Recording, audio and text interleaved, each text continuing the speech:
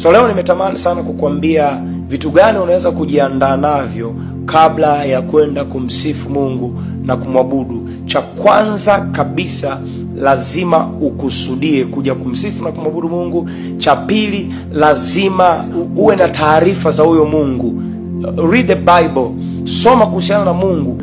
Ukimjua Mungu ni rahisi sana kuaccess uwepo wake katika kumsifu Mungu na kumwabudu. Cha tatu, watu wengi wanajua kuhusiana na taarifa za Mungu lakini hawatumii, hawana expectation, hawatarajii kitu chochote kutoka kwa Bwana.